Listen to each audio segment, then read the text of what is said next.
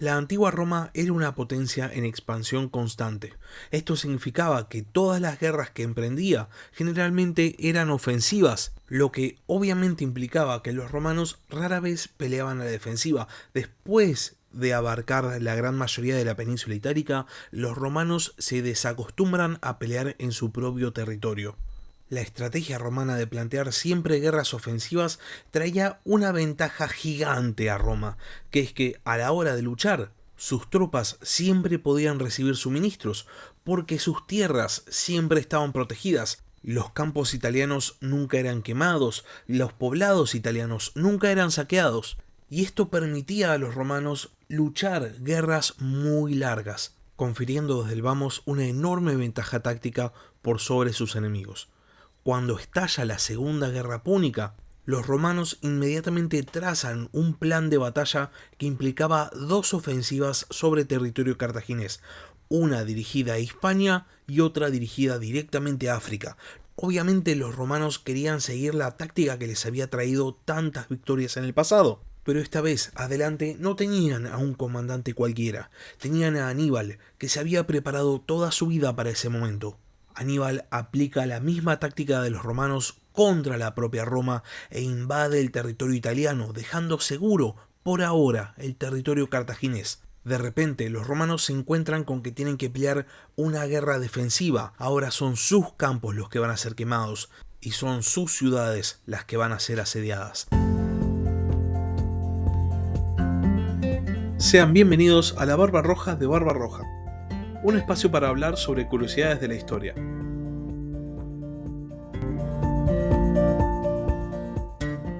En el 218 a.C., Aníbal invade Italia por el norte, cruzando los Alpes, y consigue dos grandes victorias contra el ejército romano.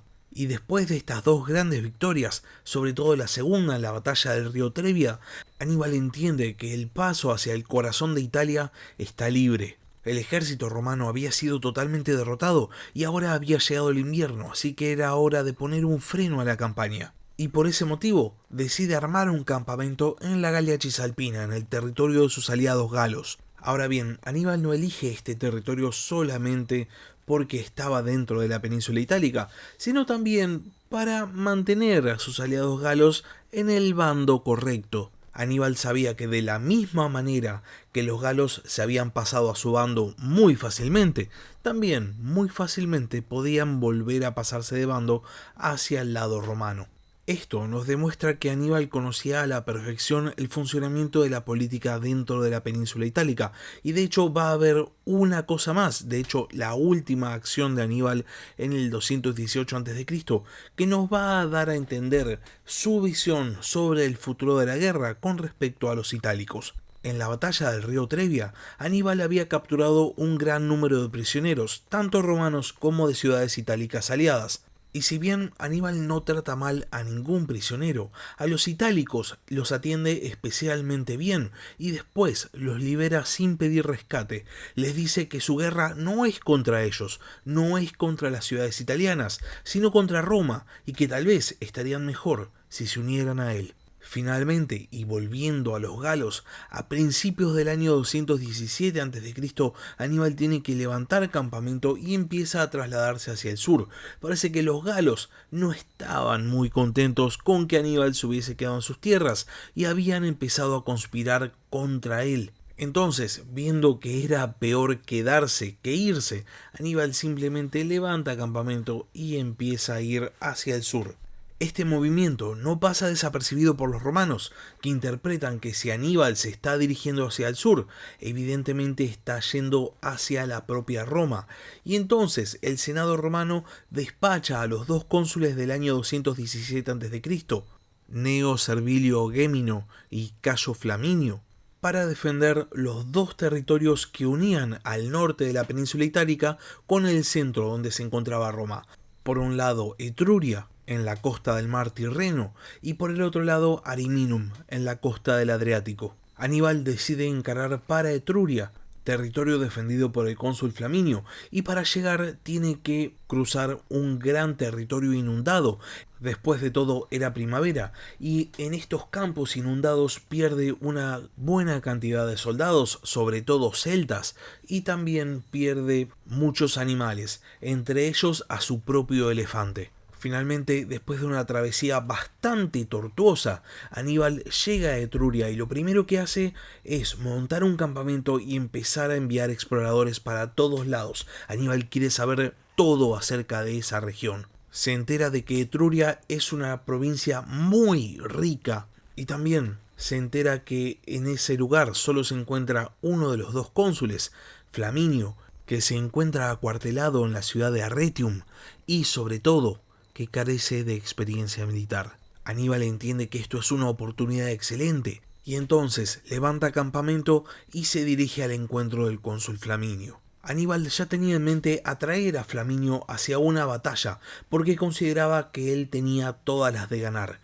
y esto no era para nada un error. Flaminio no solo carecía de experiencia militar, sino que aparte contaba con uno solo de los dos ejércitos consulares. Y con el fin de atraer a Flaminio a una batalla, Aníbal lo que hace es empezar a quemar campos. Y la devastación que causa Aníbal es tan grande que el propio Flaminio desde las murallas de Arretium puede ver los campos quemándose. La estrategia de Aníbal es muy exitosa porque Flaminio consideraba esto no un desafío, sino una total y completa falta de respeto. El cónsul estaba en Etruria para defender la provincia del avance cartaginés y todo lo que hacía el enemigo era estar quemando campos. Esto no podía quedar así. Flaminio tenía que hacer algo, tenía que salir a combatir. Los oficiales de Flaminio le dicen que no salga, que no tiene los números, que no tiene la experiencia. Sin embargo, Flaminio ya estaba decidido, y después de pronunciar un discurso en el cual evocaba momentos gloriosos de la historia romana, sale de Arretium y se dirige contra Aníbal. Aníbal para este momento ya se había ido de Arretium y seguía quemando campos y seguía su camino. Y continúa su camino con su ejército llegando hasta el lago Trasimeno, y es en este momento en el que Aníbal se da cuenta de que Flaminio lo estaba siguiendo. Su táctica había dado resultado, y entonces Aníbal decide tender una emboscada. Busca un lugar medianamente elevado y decide pasar la noche. Mientras tanto, Flaminio también llega hasta el lago Trasimeno y siendo que se le estaba haciendo tarde, también decide montar campamento. El tema es que monta campamento muy cerca del lago, lo cual para la época del año era un enorme problema. A la mañana siguiente hay una niebla muy densa, sobre todo cerca del lago y por ende sobre todo sobre el campamento romano. Flaminio ordena a su ejército que salgan del campamento y lo divide en dos. Arma una vanguardia compuesta de más o menos 6.000 soldados y después el resto de su ejército va por detrás, comandado por él mismo. La niebla esa mañana era tan densa que los soldados de la retaguardia comandada por Flaminio no podían ver lo que estaba pasando en la vanguardia, y pasaba lo mismo lógicamente al revés. Los soldados de la vanguardia romana se encuentran con lo que ellos consideran que es el ejército de Aníbal. Son definitivamente soldados cartagineses y rápidamente empieza una escaramuza. Flaminio llega a escuchar sonidos de combate y posiblemente esperando noticias de su vanguardia no hace nada. Y en este momento se revela la carta de Aníbal. Desde la niebla y desde todas las direcciones empiezan a caer sobre la retaguardia romana una gran cantidad de soldados cartagineses. Flaminio ni siquiera llega a formar a sus tropas y su ejército es totalmente destrozado. El combate dura 3 horas y mueren miles de romanos por las espadas cartaginesas y hay otros miles que intentan escapar tirándose al lago. El tema es que o se ahogan o simplemente se dan cuenta de que no van a poder hacer nada y vuelven a la orilla y mueren. Caen prácticamente todos los romanos de la retaguardia, incluyendo al cónsul Flaminio. Por su parte, la vanguardia logra derrotar a la pequeña línea de soldados que había dejado Aníbal para que los entretengan, y siguen camino, suben hasta una colina y llegan al mediodía, momento en el cual se empezaba a disipar la niebla, y entonces se dan vuelta y contemplan la masacre, entendiendo que la mayoría del ejército de Flaminio ya no existía. Entonces, los soldados romanos que habían compuesto la vanguardia deciden refugiarse en un poblado relativamente cercano, y Aníbal envía a Maharbal junto a su caballería para que rodeen este poblado y los obligue a salir. Maharbal ofrece a los romanos que si se rinden y deponen las armas, él les va a perdonar la vida y entonces los lleva hacia el campamento cartaginés. Una vez que los romanos llegan ante Aníbal, Aníbal les dice que Maharbal no tenía ningún tipo de potestad para hacer lo que había hecho, para prometer lo que había prometido. Sin embargo, decide respetar el acuerdo y una vez más a los itálicos los libera sin pedir ningún tipo de rescate. La victoria de Aníbal en el lago Trasimeno es un golpe durísimo a la moral romana. La noticia se expande por toda Italia muy rápidamente.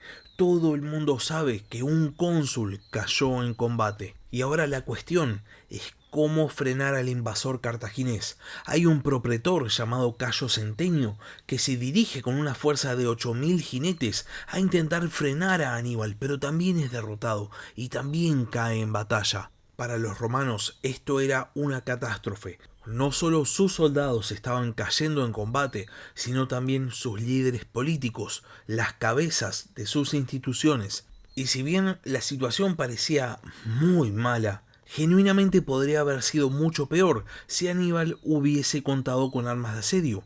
Porque si bien el comandante cartaginés estaba consiguiendo grandes victorias en el campo de batalla, después no podía capitalizarlas tomando alguna ciudad. Y entonces Aníbal, después de devastar Etruria, empieza a dirigirse hacia la costa del Adriático, poniendo rumbo hacia la región de Piceno. Esto era peligrosamente cerca de Roma, de hecho era al este de Roma, muy cerca de la capital republicana. Y en este momento los romanos empiezan a desesperarse y deciden que tienen que cambiar algo, porque evidentemente la manera en la cual plantearon la guerra no está dando resultado. Y entonces se dan cuenta de algo. Paradójicamente, lo mismo de lo que se habían dado cuenta los cartagineses en la Primera Guerra Púnica. Lo que está fallando es el liderazgo. Cada cónsul tiene un gobierno de un año y no pueden trazar una estrategia efectiva contra Aníbal, porque la invasión de Aníbal no está planeada para un solo año, está planeada como una guerra de desgaste de larga duración. Y además, a diferencia del ejército cartaginés, dirigido por un solo hombre, los ejércitos romanos no solo están sujetos al imperio de los cónsules, sino también están sujetos a la voluntad del Senado. Básicamente, los romanos se dan cuenta de que si quieren ganar esta guerra, tienen que liberarse básicamente de la burocracia republicana y nombran un dictador llamado Quinto Fabio Máximo. Fabio es puesto a cargo de los ejércitos romanos y entonces empieza a trazar su propia estrategia. Una estrategia tan distintiva y tan diferente al resto de las estrategias romanas que va a recibir su propio nombre, la estrategia fabiana, que consiste básicamente en negarle el combate al enemigo y mientras tanto hostigarlo, impedirle que recolecte suministros, encarando una especie de guerra de guerrillas. Esto era algo definitivamente nuevo para los romanos y en este caso nuevo no significaba bueno para Roma, porque los romanos estaban acostumbrados a ir a combatir de frente.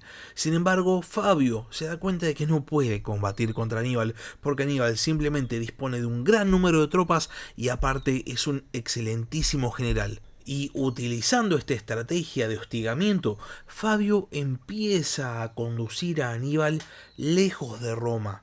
Y de esta manera Aníbal llega a Apulia, donde intenta plantear un combate a Fabio, pero Fabio simplemente lo rechaza. Fabio no quiere pelear, Fabio quiere que Aníbal se quede sin suministros. Y entonces Aníbal sigue viaje y entra en el Samnio, donde toma la ciudad de Telesia. Y después sigue viaje y se dirige a la campaña, entrando en un valle llamado Ager Falernus.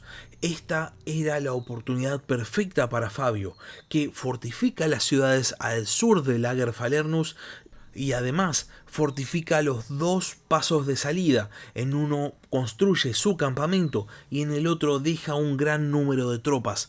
Si Aníbal quería salir, iba a tener que enfrentarse de frente contra las tropas romanas en condiciones desfavorables. Fabio se sentía enormemente validado. Su estrategia parecía haber dado resultado y ahora la amenaza cartaginesa parecía estar contenida. Sin embargo, enfrente tenía a Aníbal, no tenía a cualquier general.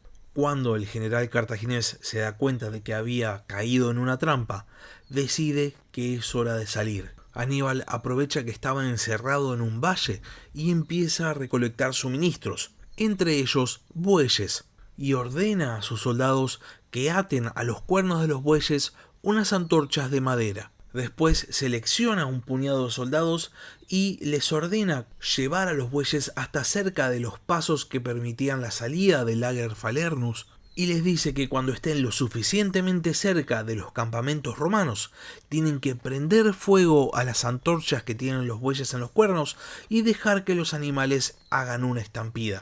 Y esto es efectivamente lo que sucede. Cuando los bueyes empiezan a correr, lógicamente asustados por el fuego, los soldados romanos del campamento de Fabio piden a su líder que los deje salir, que los deje ver qué es lo que está pasando. Sin embargo, Fabio dice: no, acá estamos evitando el combate, no va a salir nadie. El tema es que en el otro paso no estaba Fabio, y cuando escuchan el ruido que estaban haciendo los bueyes, los soldados romanos abandonan su puesto y van a ver qué estaba pasando. Encuentran soldados cartagineses y se arma una escaramuza.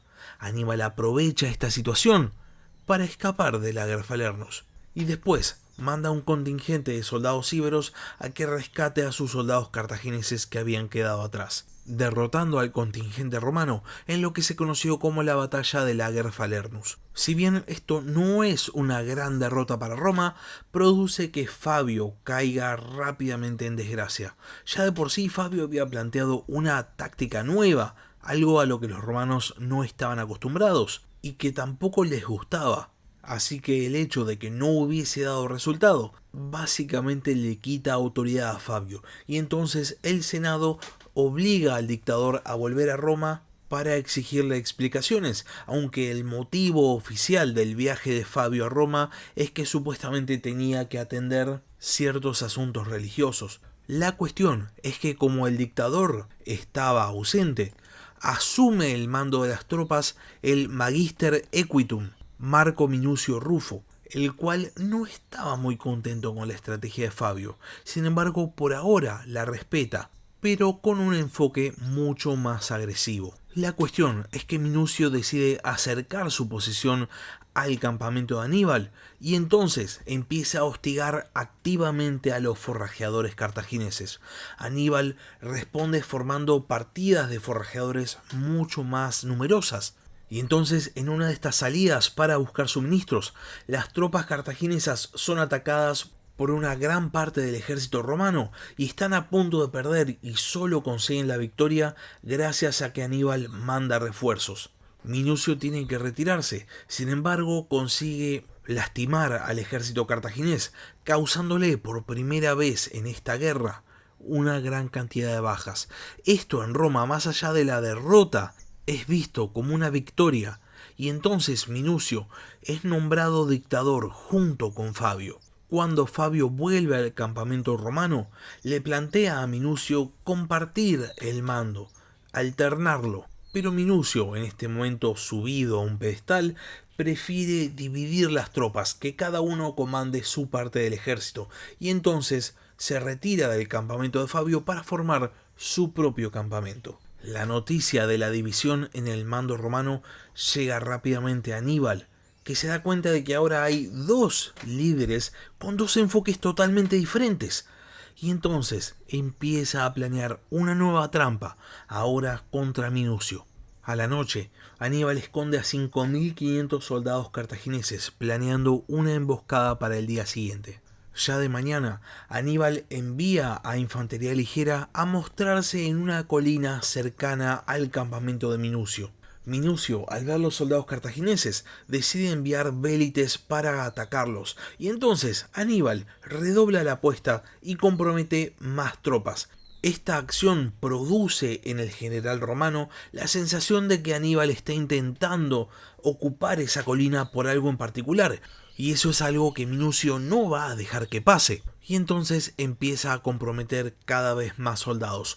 Primero envía a su caballería e inmediatamente después envía a sus 4 legiones. Aníbal, por su parte, despliega su infantería y se dirige contra su enemigo. Mientras tanto, Fabio, en su campamento, veía lo que estaba pasando. No estaba de acuerdo con el ataque de Minucio. Las tropas de Aníbal y las tropas de Minucio chocan, y en ese momento, una vez más, Aníbal revela su carta, y las tropas que había escondido atacan por la retaguardia de los romanos. Es en ese momento que Fabio decide salir de su campamento, poniendo a su ejército en formación de combate. Mientras tanto, las tropas de Minucio eran totalmente derrotadas, y a medida que iban huyendo, se iban uniendo al ejército de Fabio. Eventualmente, con el ejército de Minucio totalmente derrotado, tanto el ejército de Aníbal como el ejército de Fabio se reagrupan y vuelven a sus respectivos campamentos. El combate, conocido como la batalla de Geronium, no había sido un nuevo desastre para Roma, gracias a Fabio. Minucio se da cuenta de que se la había mandado y entonces renuncia a su puesto de dictador, devuelve el mando de las tropas a Fabio y vuelve a ocupar su puesto de Magister Equitum. El año 217 a.C. estaba llegando a su fin y una vez más los romanos no habían podido expulsar a Aníbal, que estaba cada vez más cerca de Roma. Y hasta acá llegamos con el capítulo de esta semana. Si quieren saber cómo continúa la Segunda Guerra Púnica, no se pierdan la siguiente parte la semana que viene. Si no están suscritos al canal, aprovechen para suscribirse. Y si tienen alguna pregunta o quieren participar en el podcast, pueden escribirme un comentario en YouTube o pueden mandarme un mail al mail del podcast, labarbarroja@gmail.com. También pueden seguirme en Twitter en @barbarrojacast. Por último, si tienen ganas de apoyar al podcast, pueden hacerlo mediante Patreon. Les dejo el link en la descripción del capítulo. Muchas gracias por haber escuchado y hasta la próxima. Gracias por escuchar La Barba Roja de Barbarroja. Si tenés algún comentario, si tenés alguna pregunta o simplemente tenés algo para decir, podés escribir un comentario en YouTube o bien podés mandar un mail a labarbarrojadebarbarroja@gmail.com. Hasta la próxima.